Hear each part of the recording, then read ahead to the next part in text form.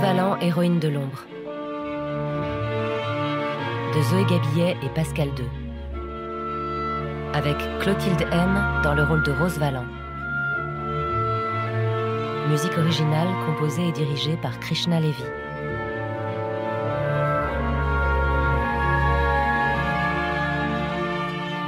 Réalisation Pascal II.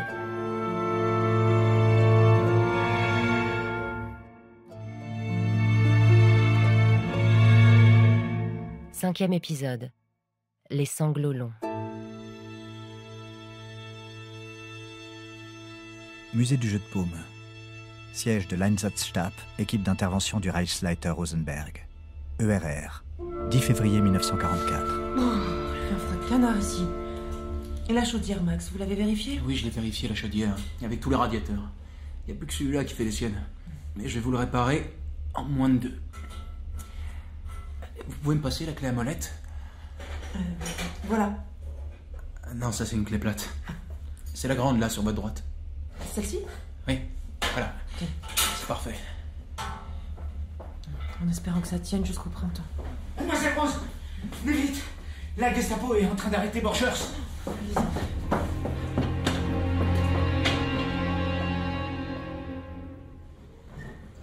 Auf geht's! Männer, vorwärts! Mitkommen, habe ich gesagt!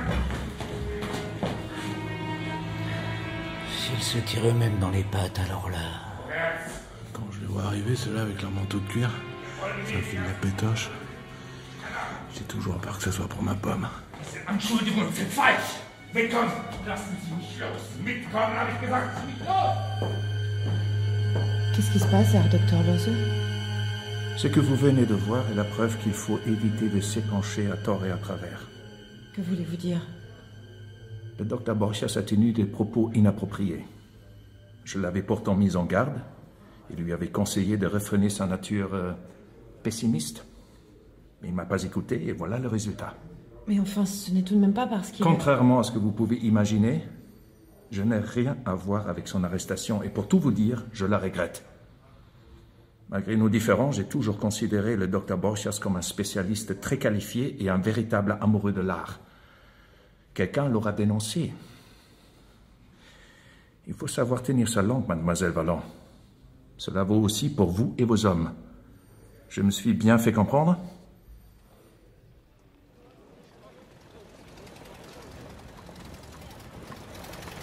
Rue Saint-Honoré, 16 février 1944.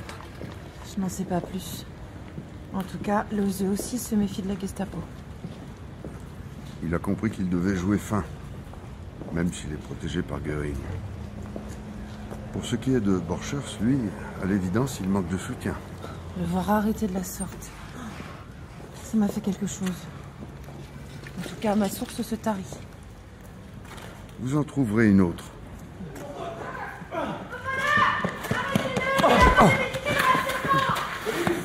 Arrêtez-vous! Ça va?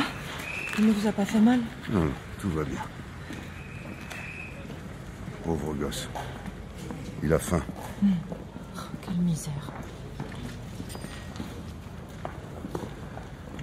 J'étais en ligne ce matin avec Guyot.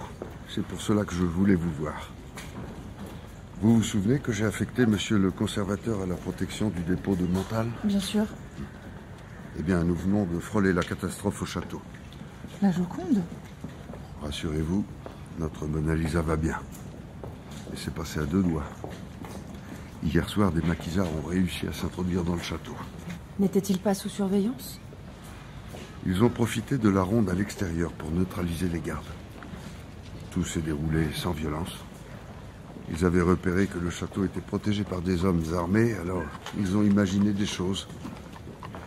Ils se sont dit qu'ils y trouveraient ce dont ils avaient besoin. Des armes, de l'argent, de l'essence, que sais-je. Ils devaient bien se douter que c'était un dépôt du Louvre. Cela fait tout de même 4 ans que vous avez fait transférer ces œuvres là-bas. Il était illusoire de penser pouvoir garder le secret absolu. On voudrait pouvoir tout maîtriser, mais ça n'empêche pas le danger d'arriver d'où on l'attend le moins. Ces résistants étaient des indépendants, qui n'appartiennent semble-t-il à aucun maquis structuré. Ils ont agi en francs-tireurs. Heureusement, ils n'avaient pas idée des trésors qui se trouvaient dans le château. C'est un miracle. C'est surtout que Guyot a su garder son sang-froid et a bien manœuvré.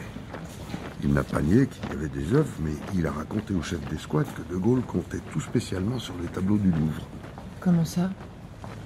Quand nous aurons gagné, leur a-t-il dit, sur quoi croyez-vous que la monnaie française va être gagée? Inventif, n'est-ce pas? Et ensuite? Leur chef a répondu qu'ils allaient réfléchir, et puis ils sont repartis. En somme, des braves types qui pensaient bien faire. Quel paradoxe. Nous redoutons les Allemands, et c'est par ceux de notre camp que nos chères œuvres sont mises en péril. C'est la vie. Après tout, pour ce qui est des œuvres appartenant aux musées nationaux, nos dépôts secrets ont été préservés jusqu'à l'incident d'hier. En un sens, nous pouvons nous estimer heureux. Pour les collections privées, je suis très inquiète. La mainmise des Allemands sur la collection Schloss a démontré la fragilité de nos moyens d'action. Et avec ce qui vient de se passer à Montal, rien ne dit qu'à l'avenir de telles situations ne se renouvelleront pas. Les groupes de résistance commencent à passer à l'action en province. Les Allemands sont sur les dents, ils lancent des représailles tous azimuts. Au jeu de paume, la situation n'est guère plus réjouissante. Jusqu'aux femmes des officiers qui font la razzia sur tout ce qu'elles peuvent. D'une petite cuillère en argent à des manteaux de fourrure, rien n'échappe à leur voracité. Voracité ou jalousie, on ne sait ce qui l'emporte.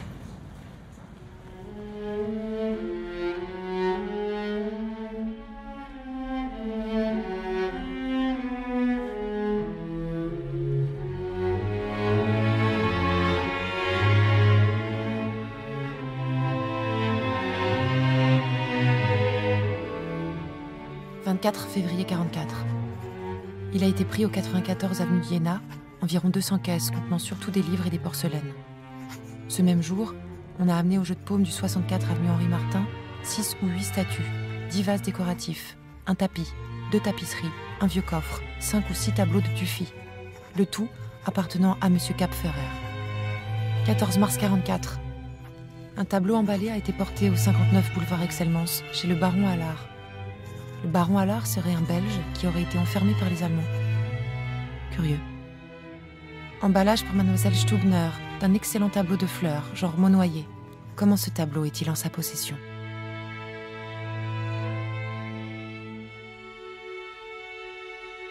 « 4 rue de Navarre, 5 juin 1944. Pour Antoine, près de Munich, de la part de Raymond, en septembre sous la pluie, de Léo Marjane.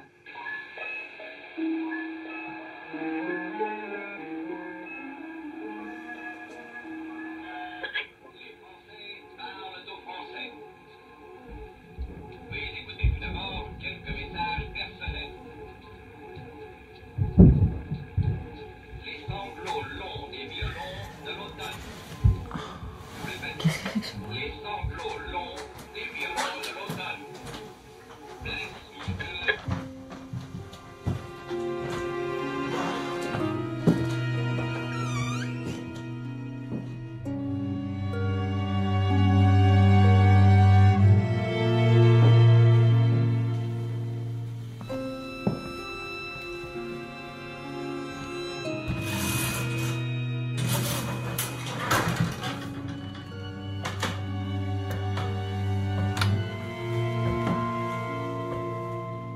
Denise, qu'est-ce que vous faites là? Parlez pas si fort. Vous vous souvenez du petit Ackerman? Bien sûr. Alfred, tu vas bien? Ça va, Madame Rose. Venez chez moi, on sera mieux.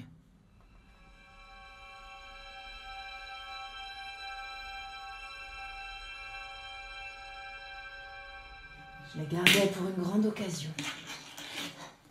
Tes sardines? Mange, mon grand. Denise?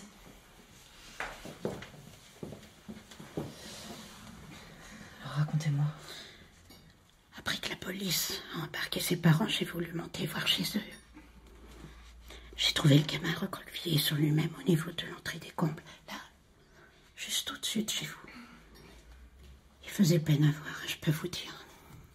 Et sa petite sœur? Elle a été emmenée avec les parents. C'était un bébé, elle avait que 6 mois. Et ça fait 2 ans que vous vous occupez d'Alfred? Il fallait bien.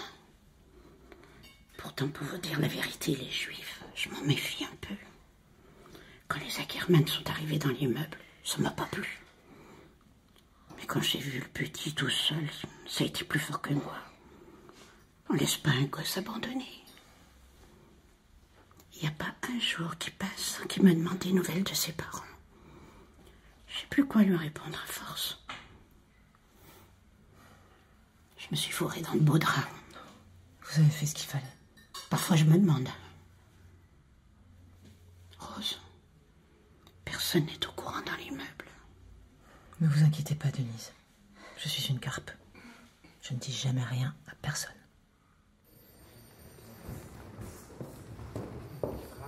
Musée du jeu de paume, 6 juin 1944, 14h10. Je tiens de mon cousin Armand, il habite en Normandie, à Sainte-Mère-l'Église. Hé, il y a un parachutiste anglais qui est tombé dans son jardin. Ah bon? Mais oui, il dit que ça pète dans tous les sens. Oh, j'en reviens pas, j'en reviens pas. Qu'est-ce que vous faites là? C'est quoi ces messes basses? Ah, mademoiselle Rose, faut qu'André vous raconte.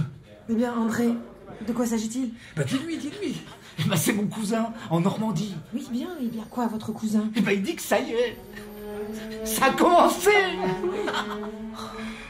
C'est pas croyable.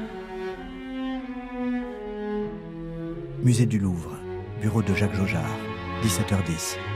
Mais oui, Rose, puisque je vous le dis, ils sont arrivés par la mer, à l'aube, des centaines de navires, une véritable armada. Mais quand seront-ils à Paris? Qui peut le dire? Même si les choses tournent bien, au moins plusieurs semaines. En tout cas, la victoire n'est pas encore acquise. De Gaulle vient de parler sur Radio Londres. Il a dit que l'action des armées serait dure et longue. Et d'ici là, ne risque-t-on pas des représailles allemandes? Nous ne sommes à l'abri de rien. Je m'inquiète aussi des bombardements des Alliés qui pourraient détruire nos cachettes par manque d'informations. Jacqueline, entrez immédiatement en contact avec les châteaux. Donnez-leur l'ordre de signaler par des grandes marques au sol que ce sont des dépôts du Louvre.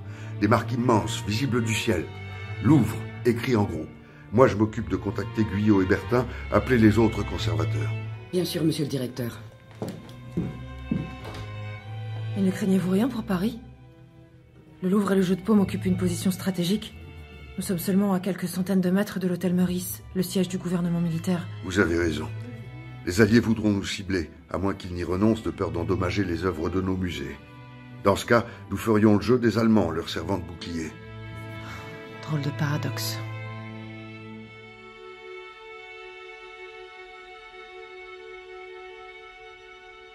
Musée du jeu de paume, 12 juin 1944. Ja, ich kümmere mich darum und die anderen, die Sie gesucht haben, die sind hier. Wunderbar. Bitte. Herr Borchers? Entrez, mademoiselle Vallon. Mais que faites-vous là? Il me semblait bien avoir reconnu votre voix. Le croirez-vous ou non, le docteur Lohse est venu plaider ma cause lors de mon interrogatoire à la Gestapo. J'étais accusé de saper le moral de l'armée. Contre toute attente, Lohse a plaidé ma loyauté absolue à l'égard du Reich.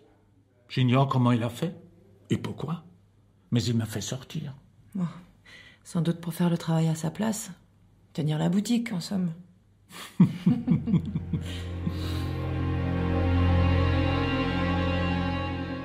29 juillet 1944, 11h30.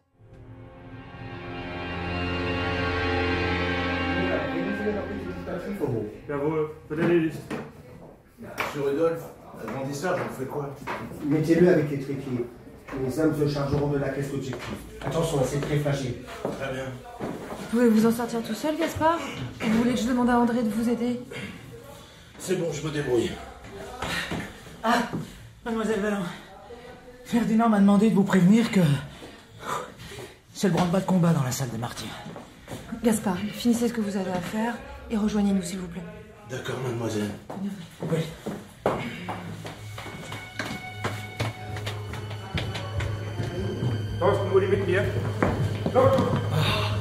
Ah, vous voilà. Depuis ce matin, on n'arrête pas. Le gars Lozeux nous a ordonné d'emballer tout l'art dégénéré.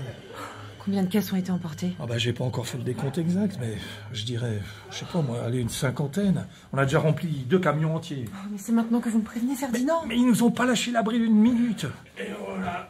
Allez. Tiens, Gaspard, viens nous filer un coup de main vite fait. Des toiles, encore des toiles et toujours des toiles. Et toi là, Dédé, approche cette caisse là-bas près des autres. Ouais, c'est bon, je m'en occupe. Et en plus, on manque de bras, mademoiselle Rose. Mais Max n'est pas avec vous? Ah bah non, justement, on voulait vous en parler.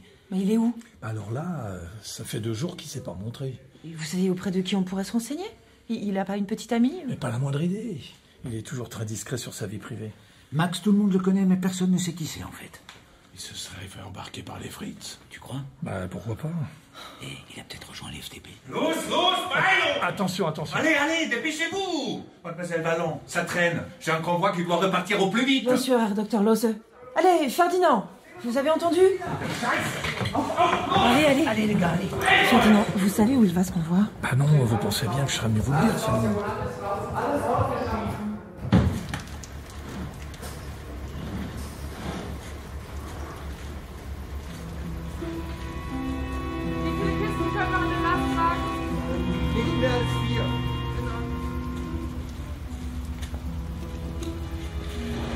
Hatten Sie Feuer?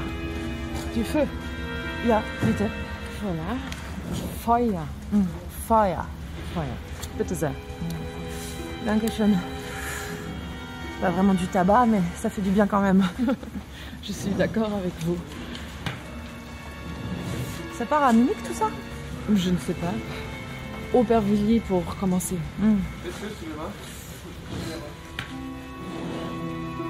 4 rue de Navarre. 18h45.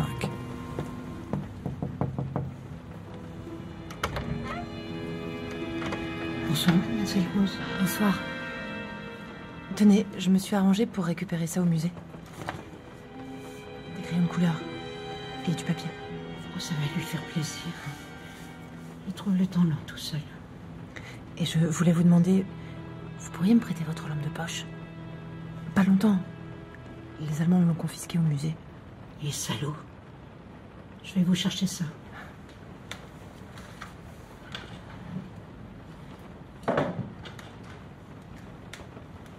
Tenez. Merci. Mais ça s'appelle revient. Comptez sur moi. Vous voulez rester manger un morceau? Il me reste un râble de lapin. On peut partager. C'est gentil. Mais non, je ne peux pas ce soir. Merci. Bonne soirée. Musée du jeu de paume. 21h45. Guten Abend, meine Herren. J'ai oublié les clés de chez moi sur mon bureau. Permettez que j'aille les chercher? Vous avez un Ausweis pour circuler la nuit? Bien sûr. Les voilà. Allez-y, faites vite. Vous avez 5 minutes, pas plus. Dankeschön.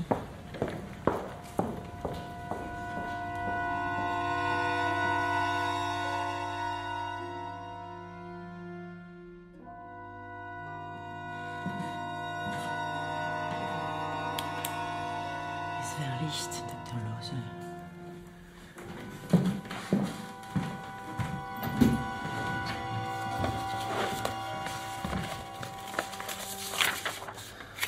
Ah, voilà. Aubervilliers, 40 044, 122 369, 26 331, Italia, Kassel, München. Pas trouvé.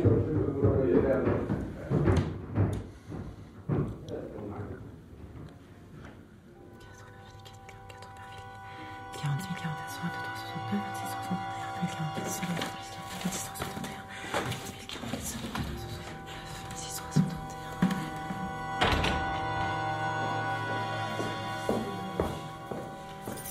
Dankeschön. Bonne soirée. Wiedersehen.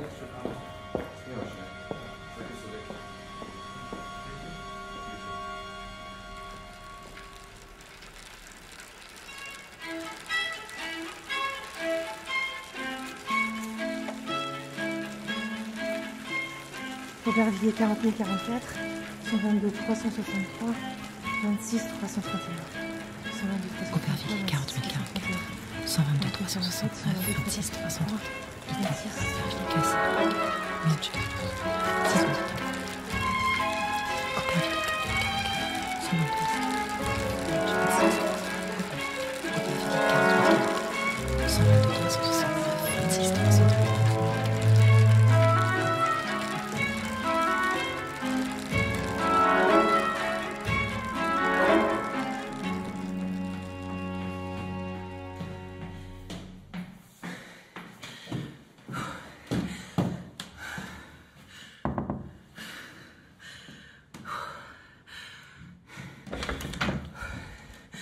Vallon. Excusez-moi de vous déranger à cette heure, monsieur le directeur. Ça ne pouvait pas attendre. Qu'est-ce que c'est, Jacques? Entrez. Je vous présente ma femme, Élise. Bonsoir, Madame Jojard. Je suis très heureuse de vous rencontrer.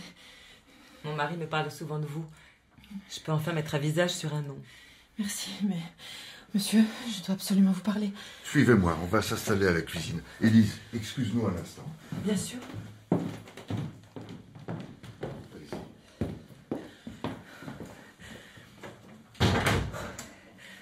Vous êtes en âge? Tenez, prenez un verre d'eau. Non, plus tard, pas maintenant.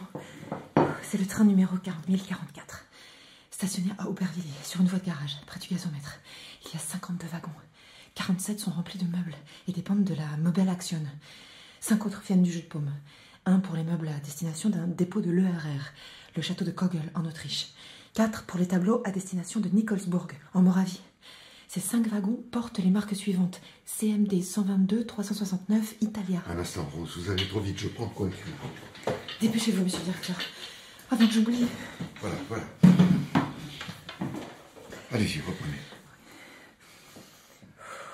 CMD 122 369 Italia 1 004 288 Cassel 18 043. Moins vite. München 54 802 München 26 331. C'est dans ces 5 wagons que se trouvent 148 caisses de tableaux d'art moderne. Le premier München, vous avez dit 54 802? Oui. Ah, et j'oubliais. Certaines sont estampillées PR, Paul Rosenberg. Voilà. Et le deuxième München, c'était quoi? 26 331. Je les ai vus cet après-midi, chargés des camions entiers qui partaient pour le dépôt de Barvilliers. Ils y ont passé la journée. J'ai réussi à m'introduire dans le bureau de Lose et à mettre la main sur les bordereaux d'expédition du dernier convoi. Il y a des Picasso, des Braque, des Derain, des Dali. Au moment où je vous parle, le train doit déjà être sur le départ. Formidable, Rose. La collection Schloss nous a échappé, mais ce train doit absolument rester en France. Estimons-nous heureux que les Allemands aient choisi d'exfiltrer ces collections privées par voie ferrée. Elles seront plus facilement localisables que dans des camions prenant la route. C'est une course de vitesse avec les Allemands. Il faut tout faire pour retarder ce train jusqu'à l'arrivée des Alliés.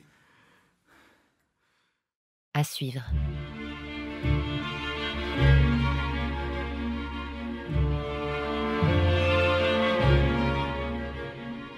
Générique complet à retrouver sur franceculture.fr et l'appli Radio France.